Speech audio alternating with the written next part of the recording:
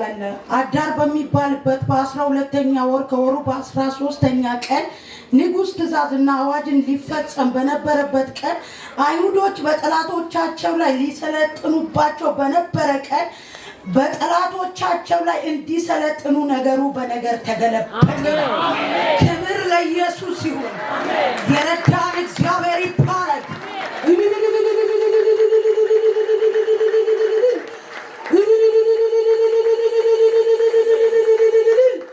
ክብር ይሁንለት። ለኢየሱስ ምን እንከፍለዋለን? ክብር ይሁንለት። መሳለቂያ ያላደረገን ያላዋረደን ለጠላት አሳልፎ ያልሰጠን ሃሌሉያ ኢየሱስ እንባዬን ያበሰ ጌታ በእውነት በጣም እኔ ጌታን በጣም ወደዋለሁ። ግን ከደረሰብን በደል የተነሳ ግን በቃ ቤታችን ተናወጠ፣ ነገሮቻችን ተበላሸ። 7ኛ ወር 2017 7ኛ ወር ነው ይሄ ጉዳይ የጀመረና በቃ እናቴን በመታመሟ የተነቃ ነበር። በቃ ተከሰስን። በቃ ግን የመጨረሻ ፍርድ ግን ደረሰ። በፍርዱ ቀን ግን በቃ ጌታ ሆይ አልኩት።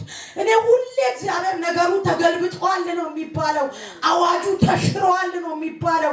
ግን የምሰማው ሌላ የሚሆነው ሌላ። አንዱ ሲመጣ አንዱ ይዘጋብናል፣ አንዱ እንትን ይልብኛል።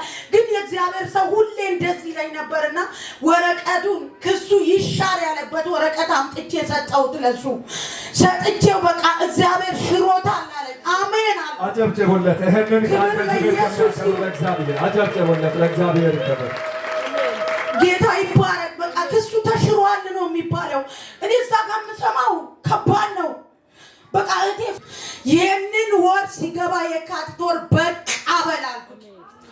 ከዛም የእግዚአብሔር ሰው እዚህ በቃ እዚህ ጋር ስመጣ በቃ የእግዚአብሔር ሰው የመጨረሻ ፍርድ ደረሰ፣ ብይን ሊሰጥ ነው አልኩት። ጌታ ብዬ አልሰጠም፣ እነሱ ናቸው የሰጡት አለ። አዋጁ ተሽሯል አለኝ። አሜን አልኩት። ከዛም በኋላ አጋጣሚ ሆኖ ሶፍት ሰጥቶኝ ነበርና ይሄ ሶፍት ነገሩ ተገልብጧል ብለሽ ጻፊና ግማሹን እዛ ጣይ አለኝ። ዛሬ የሰማችሁት በጆሮአችሁ ላይ ይፈጸማል።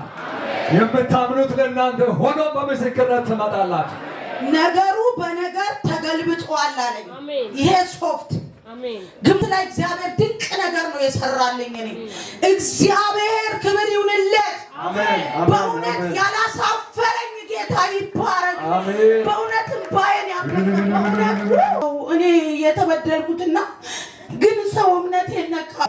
2 ዓመት ከ6 ወር ፈርዱበት። ግን ጌታ አዋጁን ገልብጦ መዝገቡ ወደ መዝገብ ቤት ብሎ ገባ። እሱ በነፃ ተለቀቀ። ክብር ይሁንለት። አጨብጭቡለት። አጨብጭቡለት። አጨብጭቡለት። ክብር ይሁንለት። እግዚአብሔር አጨብጭቡለት።